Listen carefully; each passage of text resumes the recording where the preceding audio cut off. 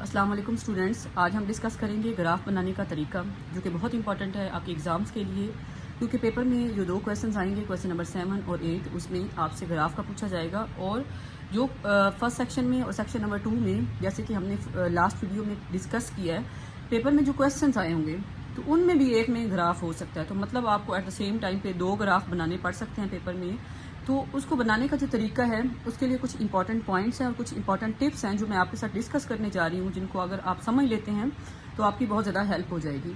तो सबसे पहले हमारे पास है इंपॉर्टेंट पॉइंट्स हैं अबाउट ग्राफ। ठीक है, पॉइंट नंबर 1 है how much page should use. कि अगर आपको ग्राफ दिया जाता है तो बहुत सारे बच्चे जो है वो हाफ पेज कर लेते हैं या आधे पेज पर ग्राफ बना लेते हैं, बहुत छोटा ग्राफ बना देते हैं या बहुत बड़ा ग्राफ बना देते हैं। तो आपने वहाँ पे आइडियल ग्राफ बनाना है। ठीक है, तो आपने कोशिश करनी है कि आप एक पेज का, जो आपको पेज दिया जाएगा वहाँ पे, उसका 75% यूज़ करें। ठीक है, ना तो बहुत ज़्यादा बड़ा ग्राफ बनाएं कि वो पेज पर ना आए और ना इतना छोटा बनाएं कि नुक्कड़ में ही बना दें कि कहीं साइड पे बना हुआ हो ग्राफ। ठीक है, तो उसके इतने अच्छे मार्क्स नहीं मिलते। तो आपने क्या करना है कि सबसे इंपॉर्टेंट टिप जो आपने याद रखनी है कि आपने अपने ग्राफ को आइडियल बनाना है और तकरीबन 75% आपने अपने पेज का इस्तेमाल करना है। ठीक है, और बाकी जो है आपका बहुत अच्छा ग्राफ बन जाएगा। पॉइंट नंबर 2 है सिलेक्शन ऑफ वेरिएबल्स, जो कि बहुत इंपॉर्टेंट पॉइंट है। किस तरह से इंपॉर्टेंट है कि सबसे पहले आपका सवाल इस तरह से पेपर में आया होता है कि मतलब कोई भी वेरिएबल वहाँ पे हो सकता है। यहाँ पे V है और वोल्टेज और यहाँ पे Q चार्ज की वैल्यूज़ दी गई हैं, तो यहाँ पे इसकी जगह पे करंट की वैल्यू भी हो सकती है। ठीक है, तो मुख्तलिफ वैल्यूज़ हो सकती हैं फ्रिक्वेंसी के दरमियान, टाइम के दरमियान, लेंथ के दरमियान। ठीक है, तो ग्राफ आपको वहाँ बनाना पड़ सकता है। लेकिन आपको क्वेश्चन इस तरह से टेबल में दिया होता है, तो आप इसका ग्राफ कैसे बनाएंगे, आप इसका वहाँ पे पेपर में ग्राफ कैसे बनाएंगी। सबसे मुश्किल जो है वो सिलेक्शन है वेरिएबल्स की, कि मैंने इनमें से किस को एक्स एक्सिस के अलॉन्ग रखना है और किस को वाई एक्सिस के अलॉन्ग रखना है। तो इसके लिए जैसे कि हमें पता है कि हमारे पास जो एक्सिस हैं वो सबसे पहले, ये मैंने एक सिंपल सा ग्राफ यहाँ पे आपके सामने ड्रा किया है कि ये एक्स एक्सिस है और ये मेरे पास क्या है, वाई एक्सिस है। आप क्या करेंगे, एक्स एक्सिस पे किस को रखेंगे। एक्स एक्सिस पे हमें इतना तो पता है कि इंडिपेंडेंट वेरिएबल्स होते हैं और वाई एक्सिस पे कौन से होते हैं, डिपेंडेंट वेरिएबल्स होते हैं। ठीक है, तो हमारे पास अब हमें डिसाइड करना है कि इन दोनों में से कौन सा डिपेंडेंट है और कौन सा इंडिपेंडेंट है। ठीक है, तो सबसे पहले तो ये होता है कि जो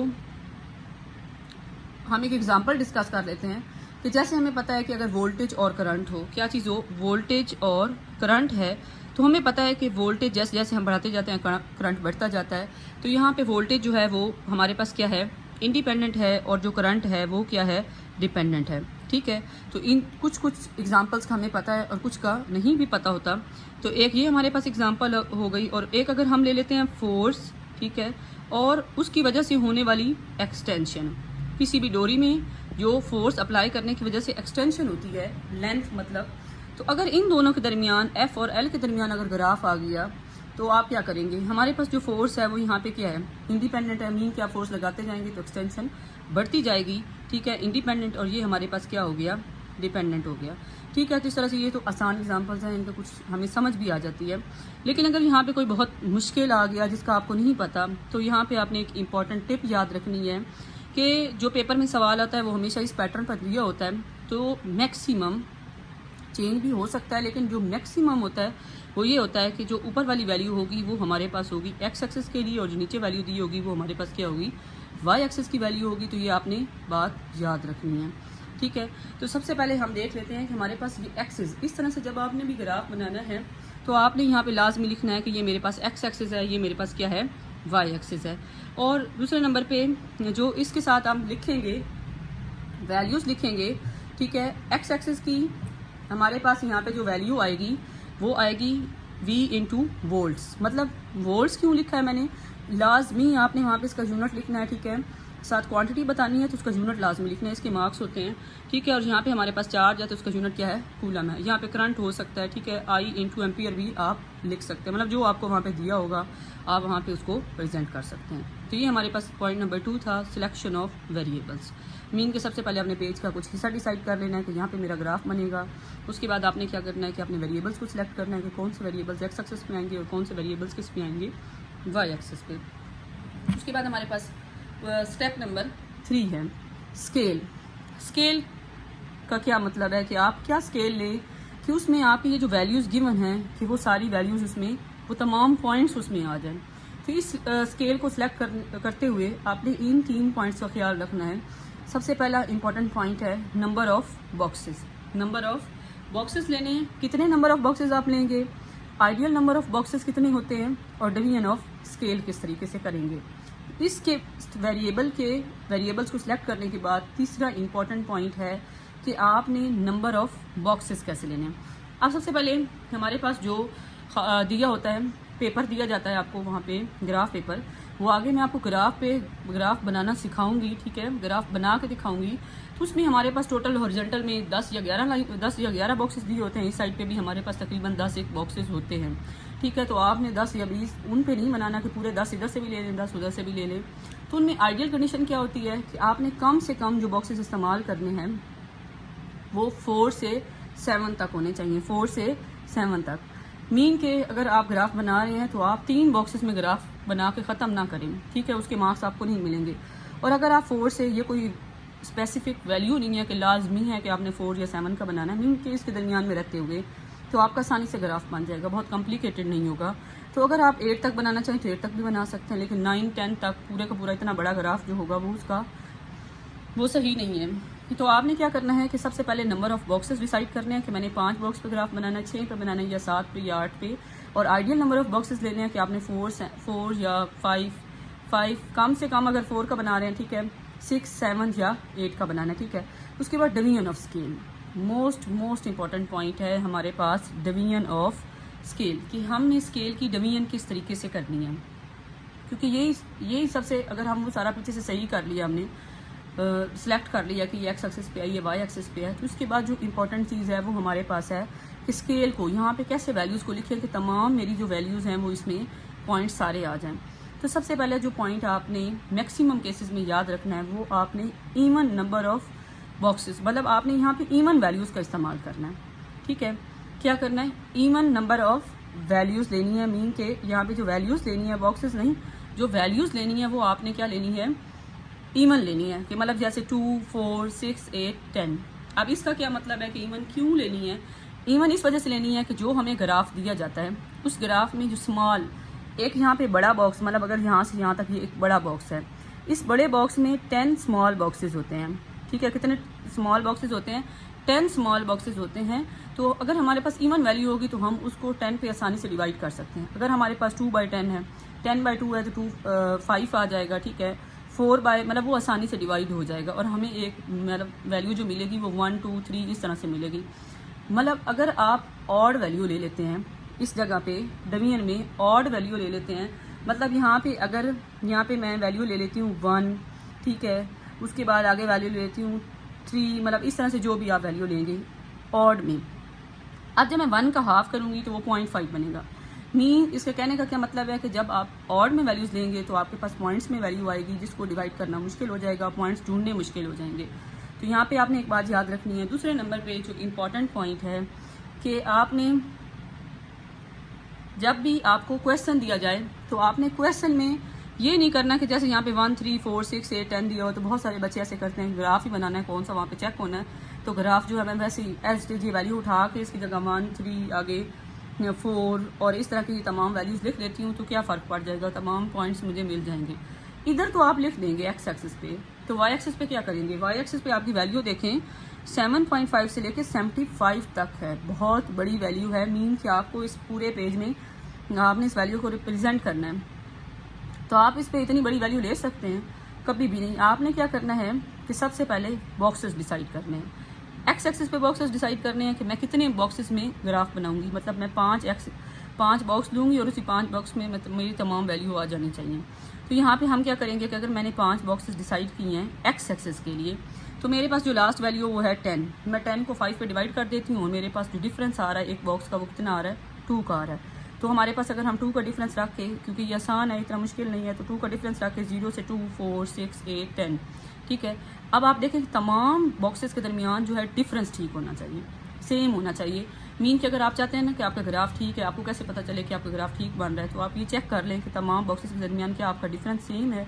मतलब 2 का ही डिफरेंस आ रहा है, 2 इसमें, 2 इसमें और 2 इसमें, ठीक है। तो आपने याद रखना है। ये एक्स एक्सिस का तो मसला सॉल्व हो गया। अब हमारे पास मसला है वाई एक्सिस का, क्योंकि इसकी वैल्यूज़ बहुत ज़्यादा है, 7.5 से 75 तक, और अजीब भी हैं। तो इसको हम क्या करेंगे, इसके लिए भी हमने लाजिम है कि 5 बॉक्सेस ही रखने हैं, तब आपका बिल्कुल एग्जैक्ट और अच्छा सा ग्राफ बनेगा।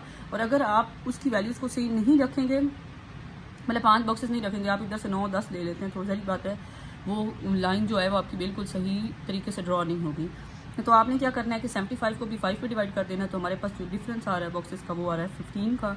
तो हम यहाँ पे वैल्यू ही 15 ले लेते हैं। 15 को इसमें प्लस करेंगे तो 30, 45, 60 और 75 हमारे पास वैल्यू आ जाएगी। तो इससे क्या होगा, इसमें हमारे तमाम पॉइंट्स आ जाएंगे। जैसे कि हमने यहाँ पे देखा, जैसे 7.5 आ सकता है, 15 का हाफ कितना है 7.5, इस तरह से 22.5 इसमें आ सकता है, 30 है, 45 है, 70, सारी वैल्यूज़ आ गई हैं, ठीक है। तो आपने इस तरह से बहुत ख्याल रखना है, बॉक्सेस को डिसाइड करना है ध्यान से, डिवीजन ऑफ स्केल का बहुत ध्यान रखना है। उसके बाद हमारे पास है चौथा पॉइंट जो है वो हमारे पास है स्लोप। स्लोप क्या होती है, ये पेपर में लाजमी सवाल आता है स्लोप का, कि सारा आपने ग्राफ बना दिया और आपने स्लोप नहीं बनाई, तो उसके भी मार्क्स डिटेक्ट कर लेती हैं कि आपने स्लोप क्यों नहीं बनाई। तो स्लोप का फार्मूला आपने याद रखना है, बाकी स्लोप बनाना मैं आपको ग्राफ पे सिखाती हूँ। स्लोप इक्वल है y2 minus y1 over x2 minus x1। हमने एक पॉइंट डिसाइड कर लेना है और उस पॉइंट पर आप क्या कर देंगे, स्लोप ड्रॉ कर देंगे। तो जो हमारे पास अभी जो हमने सारे तमाम पॉइंट सीखे, इन्हीं को इस्तेमाल करके हम अभी ग्राफ पेपर पे ग्राफ बनाना सीखेंगे। मेरे पास ये मैंने ग्राफ पेपर लिया है, ठीक है। आप इस ग्राफ पेपर को देखें, इसमें मैंने लिया है एक्स एक्सिस, ठीक है, और वाई एक्सिस, सही है। आपने इस तरह से आपको पेपर में एक ग्राफ पेपर दिया जाएगा, ठीक है। तो उसमें सबसे पहले आपके पास ये एक्स एक्सिस होगा और ये हमारे पास क्या है, हम उस तरह से स्केल से लगा लेंगे निशान इस पर वाई एक्सिस, और मैंने बिल्कुल दरमियान में रखा है, बिल्कुल इसको ना बहुत ज़्यादा वैल्यू नीचे ले ली है, ना बहुत ज़्यादा वैल्यू जो है वो ऊपर ले लिया, ठीक है। एक ग्राफ को दरमियान में रख के बनाया है, ठीक है। अब सबसे पहले मैंने जो बॉक्सेस सेलेक्ट किए हैं वो हमने पीछे डिसाइड किए थे, समझ हमने सारा लिया है, अब हमने सिर्फ इसे बनाना है। हमने डिसाइड किए थे, वो हमने ये डिसाइड किए थे कि 5 तक हमने लेने हैं। कितने लेने हैं, 5 तक। तो हमारे पास कितने बॉक्सेस हो गए, 1, यहाँ पे 2, 3, 4 और 5 बॉक्सेस मैंने एक्स एक्सिस के अलॉन्ग ले लिए। इस तरह से मैंने 5 बॉक्सेस किसके अलॉन्ग लिए हैं, वाई एक्सिस के अलॉन्ग, 1, 2, 3, 4 और 5।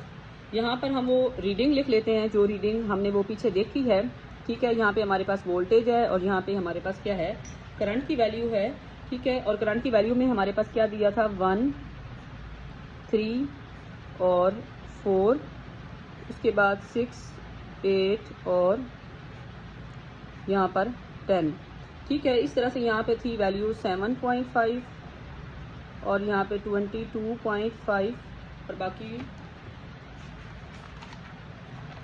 22.5 है, 30 है, 45 है, 60 है और 75 है।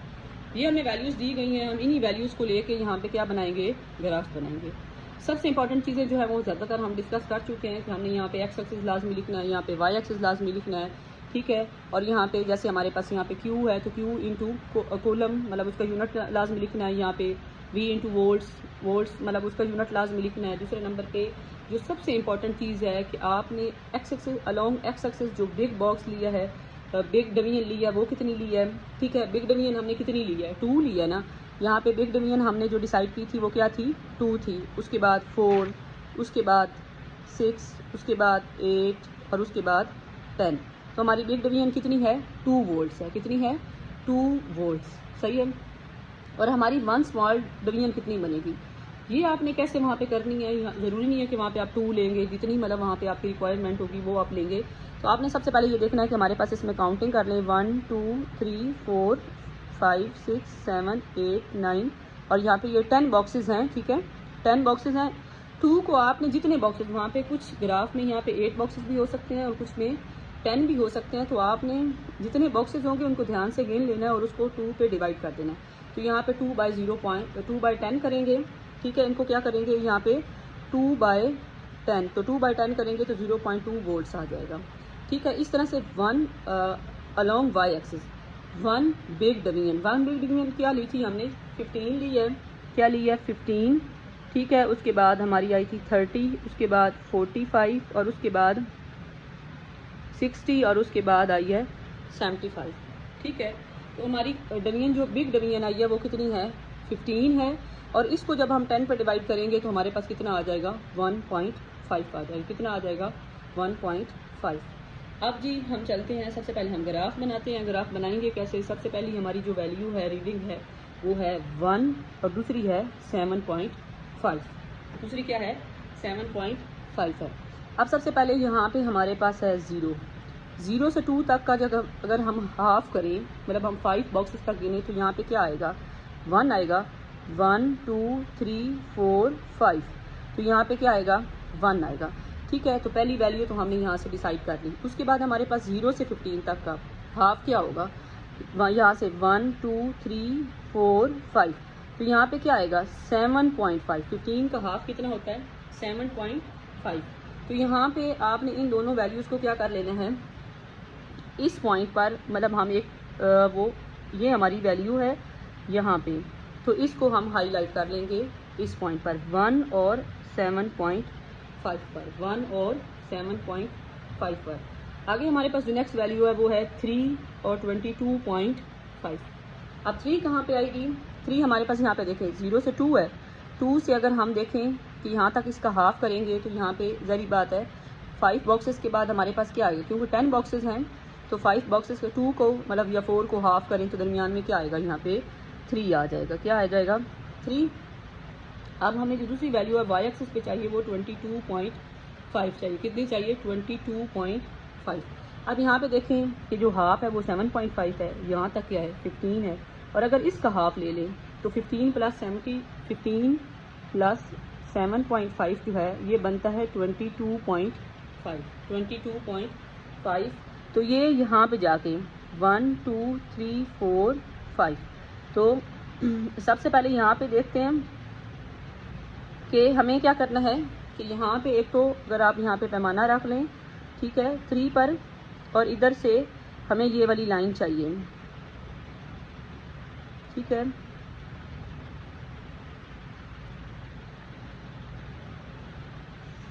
हाँ जी बिल्कुल एग्जैक्ट, यहाँ पे ये है 22.5 और ये हमारे पास क्या है, 3 है। ये हमारे पास क्या है, 3 है, तो हम इस पर सर्कल कर देंगे। ये वाला पॉइंट है हमारा, ये वाला पॉइंट। ठीक है, तो यहाँ पे हमने पॉइंट नंबर 2 को हाईलाइट कर लिया। उसके बाद हमारे पास है 4 वैल्यू है और उसके बाद है 30, ये डायरेक्ट आ जाएगी। ठीक है, ये 4 है और ये क्या है, 30 है। ये देखें, अगर आप पैमाने से रखना चाहते हैं तो रख सकते हैं। यहाँ पे ये देखें, ये 4 है और उधर से ये क्या है, 30 है। बिल्कुल एग्जैक्ट ये लाइन पर वैल्यू है। उसके बाद हमारे पास है 6 और 45। 6, ये 6 है और ये 45 है। ये भी बिल्कुल एग्जैक्ट लाइन पर वैल्यू आ जाएगी। ये हमारे पास 6 है और उधर से हमारे पास ये क्या है, 45 है। ठीक है, उसके बाद हमारे पास ये 8 है, 60। आगे तो ग्राफ बहुत आसान है, शुरू के सिर्फ 2-3 पॉइंट्स मुश्किल थे। ठीक है, 8 है और 60 है। ये 60 है और ये क्या है, 8 है। तो ये इस पॉइंट पर पॉइंट लग जाएगा। ठीक है, और उसके बाद अगला पॉइंट जो है वो हमारे पास है 10 और 75। तो ये 10 है, ठीक है, और ये 75 है, तो ये भी बिल्कुल डायरेक्ट आ जाएगा। तो आपके पेपर में स्टार्टिंग जो है वो इसकी कोई भी ग्राफ बनाने के लिए आपको थोड़ा सा समझदारी से काम लेना होगा। आगे ग्राफ जो है वो सारे ग्राफ आसान होते हैं। ठीक है, तो यहाँ पे हम इन तमाम पॉइंट्स को क्या कर देंगे, आपस में मिला देंगे। ठीक है, पैमाने की मदद से आपने मिलाना है। ठीक है, बिल्कुल प्लेन जो आपने साइड लेनी है इसकी फुट की, और लेके इनको इन तमाम पॉइंट्स को, क्योंकि ये बिल्कुल एग्जैक्ट पॉइंट पर मौजूद हैं, मीन के इसको किसी किस्म का मतलब कोई पॉइंट आगे पीछे नहीं है, तो इनको हम इस तरह से क्या कर सकते हैं,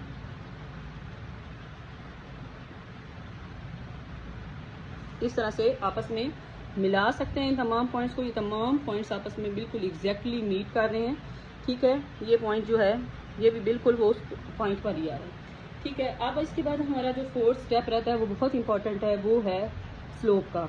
उससे पहले मैं एक और आपको इम्पॉर्टेंट बात बता दूँ, ये है कि अगर आपके पेपर में आप ग्राफ बनाते हैं और आपके 5 पॉइंट्स हैं, 5 पॉइंट जैसे हमने ये वाले पॉइंट लगाए हैं, ये 5 पॉइंट हैं, इनमें से जो 3 हैं वो एग्जैक्ट आ जाते हैं लाइन में और 2 जो हैं वो एग्जैक्ट नहीं हैं, ऊपर नीचे आ रहे हैं। ठीक है, तो आपने क्या करना है कि आपने लाइन इस तरह से लगानी है कि आपने जो एक पॉइंट है जो एग्जैक्ट नहीं है उसको ऊपर रहने देना और एक को नीचे, बाकी 3 पॉइंट्स को लाइन में क्या कर देना है, मिला देना है। तो इस तरह से ये एवरेज ग्राफ बन जाएगा और आपका ग्राफ सही कंसीडर किया जाएगा। ठीक है, तीसरे नंबर पे हमारे पास आ गई स्लोप। स्लोप के लिए क्या करना है कि आपने कोई से भी ग्राफ में 2 पॉइंट्स ले लेने हैं जो बिल्कुल सेम एग्जैक्ट पॉइंट पर हों। तो हमारे पास एक ये वाला हम पॉइंट सेलेक्ट कर लेते हैं 30 वाला, और एक ये वाला सेलेक्ट कर लेते हैं और इन दोनों पॉइंट्स को आपस में मिला देते हैं और यहाँ से हम क्या फाइंड कर लेंगे, स्लोप फाइंड कर लेंगे। ठीक है, ये हमारे पास है 30 वाला, ठीक है, और एक हम लोग ये ले लेते हैं, इसके ऊपर आपने बाकायदा सही तरह से लाइंस लगा देनी है। तो ये हमारे पास क्या बन जाएगी, स्लोप बन जाएगी। ठीक है, और स्लोप का जो फार्मूला है वो आपको पता होना चाहिए। ठीक है, यहाँ पे स्लोप आपने फाइंड करनी है जो कि बराबर होगी y2 minus y1 over x2 minus x1 के। तो इन 2 पॉइंट्स, ये वाला जो पॉइंट है और ये वाला पॉइंट है, आप यहाँ पे बेशक इनकी वैल्यूज़ लिख लें। इन 2 पॉइंट्स पर वैल्यू क्या थी, 430, और इस पॉइंट पर जो वैल्यू है वो क्या है, 860। तो हम क्या करेंगे, y को पहले y में से माइनस करना है, 60 माइनस 30 और 8 माइनस 4, इनको आपस में माइनस कर दें तो हमारे पास जो वैल्यू आएगी वो क्या आएगी, 30/4। तो ये हमारे पास इसकी क्या आ गई है, स्लोप आ गई है। तो ये इसका लास्ट स्टेप था। तो आपने लाजमी इस तरीके से अगर आप ग्राफ बनाएंगे तो आपके ग्राफ में किसी किस्म की कोई गलती नहीं होगी और आप किसी भी किस्म का ग्राफ वहाँ पे जाके ड्रॉ कर सकते हैं। एटलीस्ट आपको ग्राफ बनाने का पता तो होगा कि ग्राफ बनाना कैसे है। ठीक है, आई एम होपफुली कि आपको ग्राफ की समझ आई हो। ठीक है, तो और कोई बात समझ नहीं आई तो आप कमेंट सेक्शन में अप्रिशिएट भी कर सकते हैं और कमेंट भी कर सकते हैं। कोई भी पॉइंट आपको क्लियर ना हो तो नेक्स्ट वीडियो में क्लियर कर दूंगी। ठीक है, अगर मेरे चैनल पे नए हैं तो मेरे चैनल को सब्सक्राइब करें, लाइक करें, कमेंट करें और शेयर करें। ओके जी, अल्लाह हाफ़िज़।